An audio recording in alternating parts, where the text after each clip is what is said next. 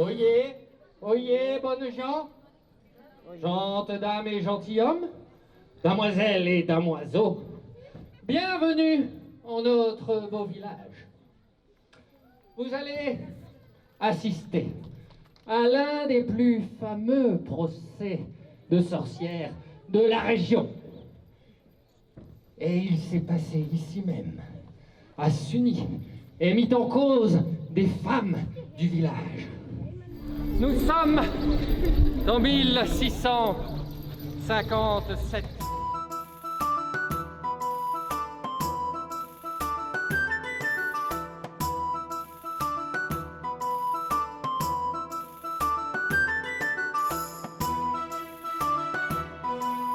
Le diable, les fameuses sorcières. Alors, dansez, mesdames. Dansez.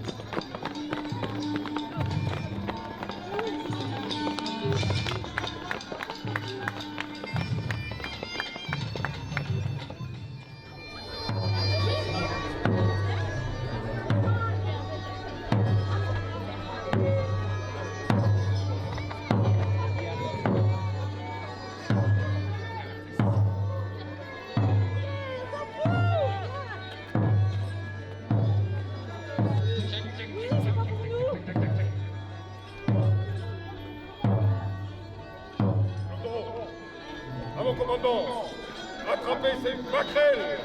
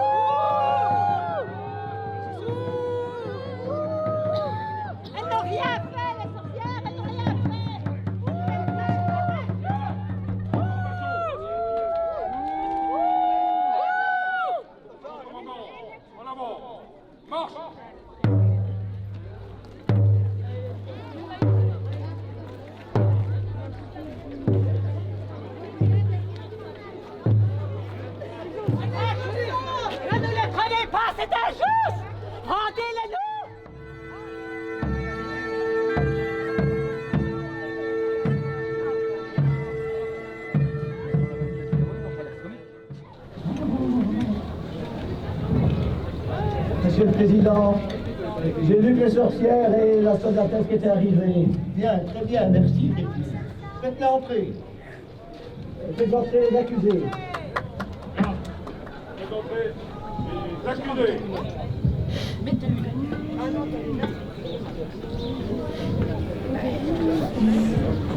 Justice, rappel. Non, j'ai rien fait. Je suis innocente. Je vous en prie, s'il vous plaît, je suis innocente, j'ai rien fait.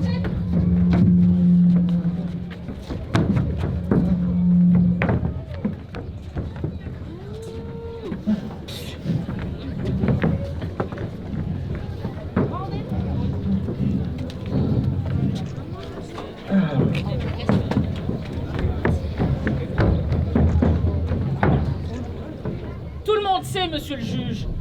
Il y a des sorcières à Sunny. Tout le monde vous le dira. Mais je ne suis que leur porte-parole. Mais la Léontine du Lavoir est une sorcière et une mauvaise femme. Moi, il paraît qu'elle jette des sorts à tout le monde. Ah, on dit. Vous parlez pour vous, pour tout le village. Je n'aime pas les ondines. Oh non, surtout qu'on dit tellement de choses, monsieur le juge, à l'heure actuelle. Bon, venons-en au fait. Bien. Alors, Joséphine Courtecuisse, vous déclarez dans votre déposition que vous connaissez la femme Léontine Després. Desprez.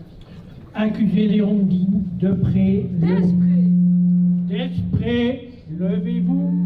Témoin, reconnaissez-vous cette femme? Ah, pour ça, oui, monsieur le juge. Très bien, même. Elle a 60 ans, la poitrine généreuse et l'arrière-train en rapport. C'est Joséphine qui le dit, hein. Silence, voyons, nous n'avons pas plein cette sorte de détails. Enfin, passons. Mais dites-moi, Joséphine, que reprochez-vous à Léontine Després? Desprez. Oh, Desprez. D'être une sorcière, une mauvaise et une sale femme. Monsieur le Président, elle a cherché à attirer mon mari et à le séduire. Il faut dire qu'il est très bel homme. Elle est venue chez nous, un soir, à la muette. Vous vous rendez compte? Ce n'est pas vrai, monsieur le Président. Elle invente. C'est une sotte. Elle raconte n'importe quoi. Elle voit plein de choses partout. Et son mari, pendant ce temps-là... Menteuse que tu es, si c'est vrai, même qu'elle fait ça de partout.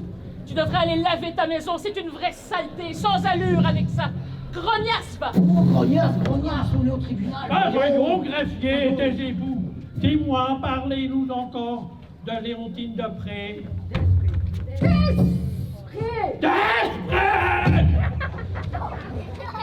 On dit que c'est une chaude gaille, une débaucheuse d'hommes, une de ces femmes faciles. Oui, et c'est mon mari qui me l'a dit, et il s'y connaît. Bon, Il s'y connaît, ça.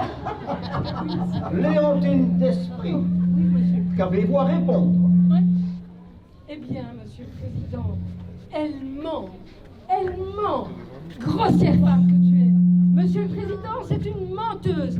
Et si elle parle comme ça, c'est parce qu'un jour, son mari a voulu me serrer de près et que je l'ai repoussée. Depuis cette fois, elle dit que c'est moi la coupable. Mais ce n'est pas vrai. C'est son mari. C'est lui le coupable. C'est un sale type. Un gros cochon. Oh! Joséphine, dans sa déposition, prétend qu'à la nuit tombée, rôdait un peu partout dans le village de Suny. Et qu'en plus, vous portez un masque pour effrayer les gens. Qu'avez-vous à répondre? Mais monsieur le juge, j'ai toujours la même tête, comme maintenant. Quelle comédie, mais quelle comédie. Enfin, continuez, Titine. Léontine. Vous voulez que je vous raconte les faits, monsieur le juge? Oui, venons-en au fait. Je dirais même plus, venons-en au fait. Ce serait pas mal. Eh bien, cet homme que j'ai repoussé, son mari, monsieur Courtecuisse. Repoussé en raison de ses intentions malsaines, peut-être. Mais oui, c'est lui qui est venu chez moi. Et pas le soir, ni même la nuit. En plein jour, oui, monsieur le juge, en plein jour. Et pendant que je me lavais derrière les tables. Comment ça? Mais elle se lavait derrière dans les tables. Peut-être était-elle toute nue. Greffier, enfin, taisez-vous, calmez-vous et ramassez vos illusions. Et taisez-vous. Continuez, Léontine. Oui. Non, attendez. Greffier, écrivez. Voyons. Écrivez. Monsieur le Président. Tracassé par la passion du désir, Baptiste Courtecuisse, le mari de Joséphine, vint à mettre prise chez Léontine Desprez pour la regarder se laver derrière les tables. Voilà. Mais non, ce n'est pas vrai, mon mari est innocent. Cette gueuse va me payer, sorcière! Silence et taisez-vous. Ne me touche pas. Ne me touche pas. Continuez, Léontine. Mais, dites-moi, comment avez-vous su qu'il y avait un homme caché derrière les tables? Eh bien, il fumait sa pipe. Et ça sentait le tabac. Et je voyais la fumée qui montait. Une vraie cheminée. C'est toi la cheminée, tu fumes du cerveau! Silence, voyons. Ah, le mystère s'éclaircit. Continuez, Léontine. Léontine! Oui, monsieur le Président. Je vous ai posé une question. Je vous ai demandé de me raconter la suite. Ah bah c'est une suite.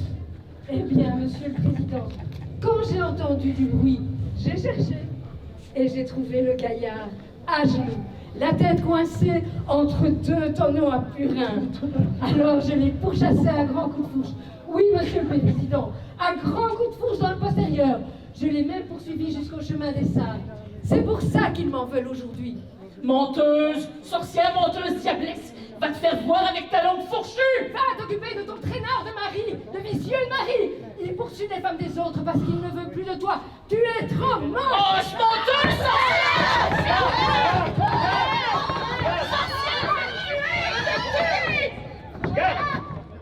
Garde, tête sur tes Joséphine! Abbé Guibert, curé de Sugny, 75 ans au prune. Bien, je vous écoute, monsieur le curé.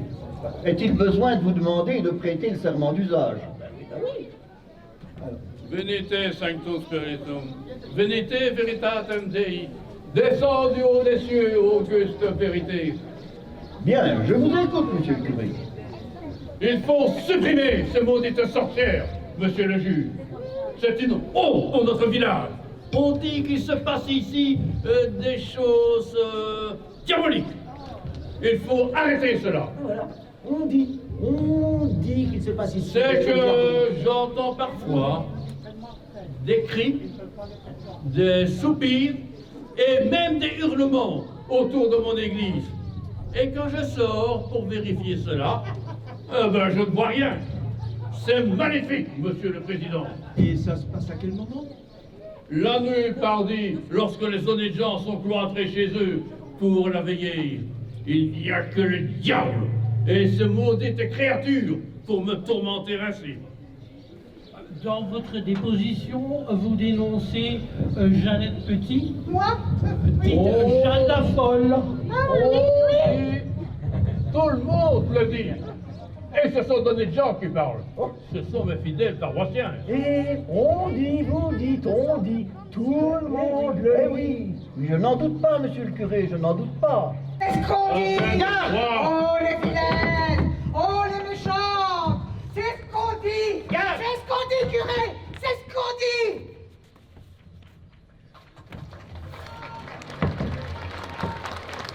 Nous avons ici sous les yeux 15 pages manuscrites d'accusations qui y sont portées. Mais ça, ça me semblait de bonnes preuves, monsieur le président. Messieurs, ne jugeons pas sur des pages, mais sur des faits. Voyons, vous dites... Jeannette Huard. Jeannette Huard, femme de Jean Robot, détenue prisonnière pour crime de sortilège, sur les articles suivants auxquels elle aura à répondre ponctuellement et catégoriquement. Accusé Jeannette Huard, levez-vous.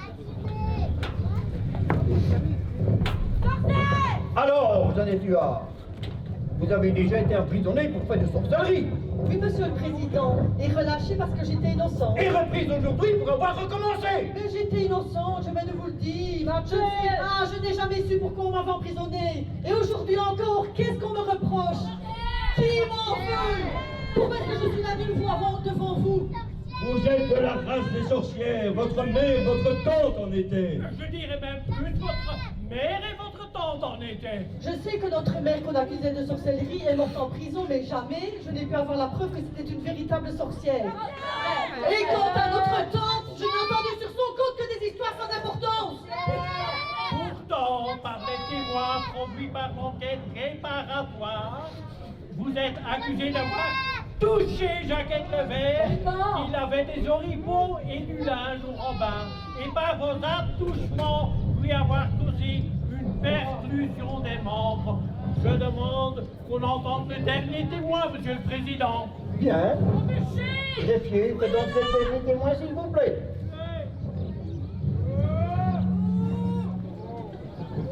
Je vous en prie, venez votre place devant le tribunal, déclinez votre nom, métier et demeure. Jeanne Rasco, sans métier, chemin de l'Aie-Vif. Sans métier, ça fait bien beaucoup ça. Mais bon, il vous faut lever la main droite et je jure de dire toute la vérité avec la seule aide de Dieu. Je jure de dire l'exacte vérité et que Dieu me foudroie si je mens. Répétez devant la cour ce que vous nous avez confié. La Jeannette a bien touché la jaquette le vert, même que j'y étais au Robin, et même que sa sœur me l'a raconté. Eh ben, tu sais quoi, la Rasco? Bon débarras. De toute façon, la jaquette était une femme de mauvaise vie, et sa sœur, c'est une folle qui raconte n'importe quoi. Silence, accusé! Et il y a d'ici 2 à 3 mois, la Jeannette Tuard a frappé le petit garçon de ma cousine Marguerite Charon avec un sabot. Sitôt après, le garçon eut mal à la jambe et il s'est langui l'espace de 5 à 6 jours avant de mourir du dit accident. Mais tu mens, jamais de ma vie je n'ai frappé d'enfant. Silence! Silence, voyons! Et puis un jour, elle m'a appelé alors que j'allais chercher après une pouille. Elle m'a demandé de l'assister pour porter dans sa demeure un chaudron plein d'eau. Ce faisant, il n'y a pas de faisant, il y a la sorcière là. Elle a mis sa main sur mon épaule. J'en ai attrapé des fièvres pendant des jours. Oh, la pauvre des fièvres pendant des jours. Elle ment, monsieur le président. Demandez-le. On connaît la Rasco à 5 heures à la ronde. Tout le monde ici vous dirait que c'est une moins que rien. Maudite sorcière, suppôt de Satan. Ce n'est pas tout, monsieur le juge. Un jour, elle était dans sa demeure avec Henri, son serviteur. Elle lui montrait des bêtes qui couraient partout dans la maison. Et Henri, ne les voyant pas, elle disait « Les voilà! Les voici! Les voilà encore! C'est Henri qui me l'a dit avant de passer à trépas! » Mais Henri, mon serviteur, était un vrai larron, un menteur et un voleur. Un jour, j'avais laissé traîner ma bourse sur la table et me l'a volée, monsieur le président. On ne pouvait pas lui faire confiance. Ouais. Et ça n'est pas tout. Un autre jour, un soir du mois de mai, la Jeannette est passée devant l'étable de mon voisin, le Jean Pierrat, où il y avait un bœuf. Cette sorcière a toussé et en même temps, le bœuf tomba malade et mourut. Le Jean t'a vu et j'étais chez lui à cette veillée. Et dis-moi la sorcière, tu traînes mauvaise partout dans le village, toi. Tu es une menteuse, c'est une sorcière. Par où tu pars, tout le monde trépasse. Je Et ne je suis jamais allé te chez sors. l'Empérable. Si la formule Maudite, maléfique, vous cherchez à me dire. sorcière, maléfique. Elle jette des sorts à tout le monde. C'est quoi Partout, les blancs meurent. Silence! Tous ces témoignages vous accusent Jeannette Tuard. C'est faux, tout n'est que mensonge. Jamais. En possession de ces confessions, charges, preuves et confrontations, la Cour a délibéré. Messieurs, reprenez place. J'ai dit la Cour a délibéré. Sorcière, debout, accusé, debout, la cour! La cour! On n'a rien fait, hein. Sorcière. Franchement, on est innocente, c'est pas des mauvaises langues là-bas. Rien fait. Après en avoir délibéré sur les témoignages, charges, preuves et confrontations, la Haute Cour de justice de Sugny prononce ce jour, le 28 mai 1657, les sentences qui suivent. La Jeannette Petit, avancez-vous. Oh, oui, quoi? Silence! Jeannette Petit, la Cour a retenu contre vous pour avoir fréquenté les Miclés. Oui, alors? Ces bandits espagnols. Vous êtes condamnés à 1 an de cachot humide.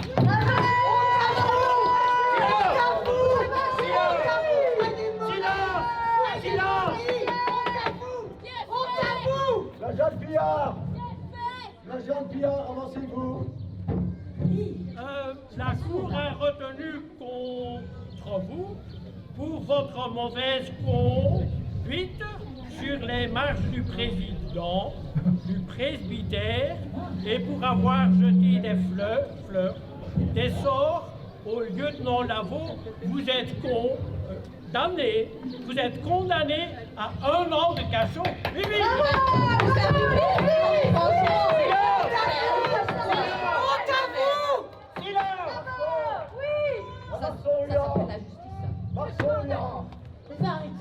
Marsoya, la Cour a retenu contre vous pour avoir participé aux danses diaboliques. C'est pas vrai. Et pour vos liens de parenté avec l'accusé principal. Alors ça, c'est trop facile. Vous êtes puni de bannissement du duché de Bouillon. Vous quitterez les lieux aujourd'hui même.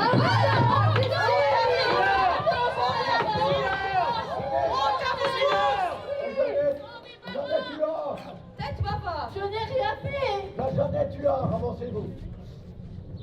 La Cour a retenu contre vous pour avoir renoncé à Dieu, pour avoir fait pacte avec le diable et assisté aux danses nocturnes avec lui, pour avoir donné la mort et autres cas mentionnés au procès, pour réparation desquels cas, la Cour faut qu'on condamne à être pendu.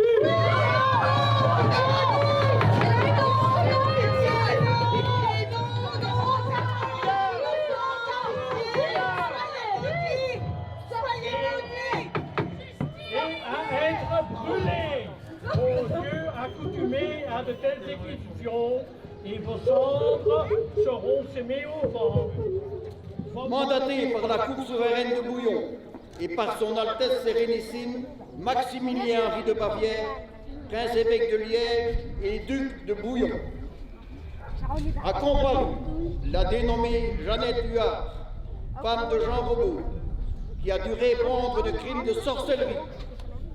Après avoir entendu les différents témoignages des témoins, après avoir entendu l'accusé, après avoir soumis la question à l'accusé, après avoir lu les aveux de l'accusé, nous, juges, nous la condamnons à être pendue jusqu'à mort sans suivre. Je suis innocente! Et dispersée au vent. Que notre Dieu la prenne en Mort à la justice!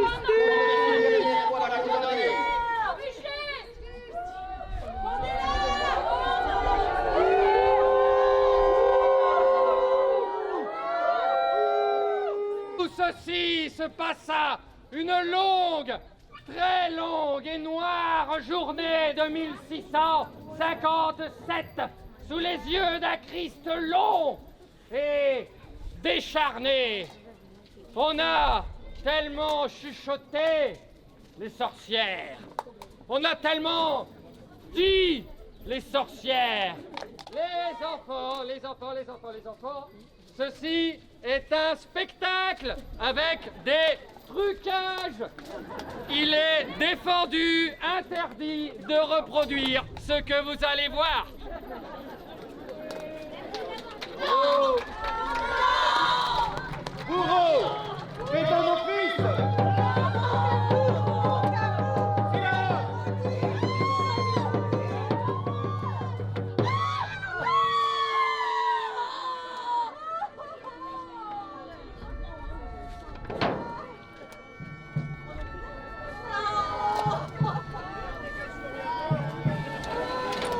Justice est faite. Assassin!